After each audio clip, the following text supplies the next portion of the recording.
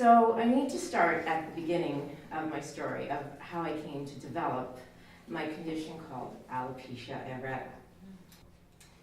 On August 7th, 2016, my husband, my best friend, and my partner in life died of an accidental heroin overdose at home. I was 41 years old with 2 young daughters, and I was now a widow. So my hair, it fell out, and then it grew back in, and then it fell out, and then it grew back in. And this vicious cycle for a child. My father, whose own dreams of becoming a farmer were wrestled away with the need to support children. The overwhelming experiences of his childhood, coupled with immigrant poverty, filled him with rages.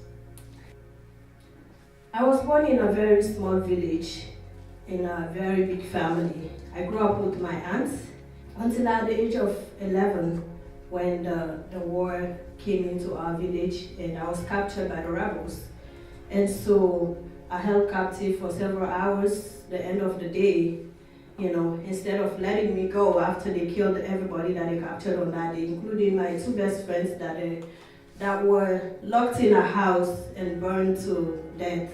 And up to today, I still can hear their voices sometimes, and just to say, please save us, please help us, help me, and I couldn't.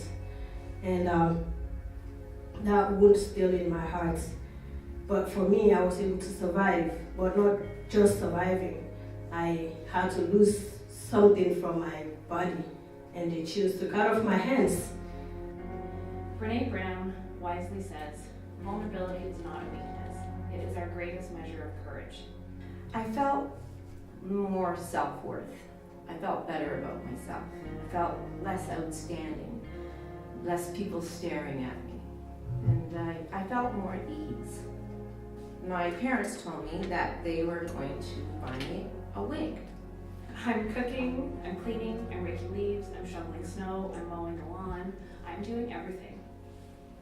And all the while, helping those 2 little girls navigate the world without their father.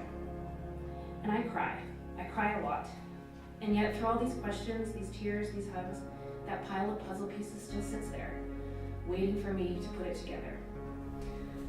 One time as a little girl, I caught the sight of my bruised backside in the mirror and startled. I was black and blue and hurt and very alone in it all. My desire was to level up and become the most authentic version of me. So that night, I took off my bandana. And I skipped around the rest of the week, feeling free like a woman. They cut off my hands. I passed out for several minutes. When I regained consciousness, I found myself lying in the middle of dead bodies, and the whole village was on fire. So I managed to stumble into the bush where I spent a night.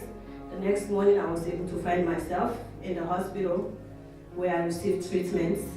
And after there, I went to a camp. And during the camp, life was tough.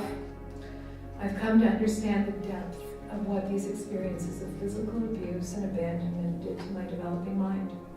Me being here, it's like regaining a life for myself, because before I came here, my heart was broken, my heart was wounded, and being here gives me the opportunity to heal again and to move forward to the future with hope. And so a seed was planted in me to have a tattoo design on my head to reflect this presence. It was going to be breaking all chains from my perceived sense of my identity. It was groundbreaking. I developed a deep sense of compassion and admiration for my mind. I learned to know myself and my emotional world. But now as I sit here 2.5 years later, staring at this puzzle that I have to put back together, it's clear to me that phone call also marked a beginning. The beginning of my new life. One that is marked with sorrow and loss, but is also marked with strength, resilience, beauty, connection, and wonder.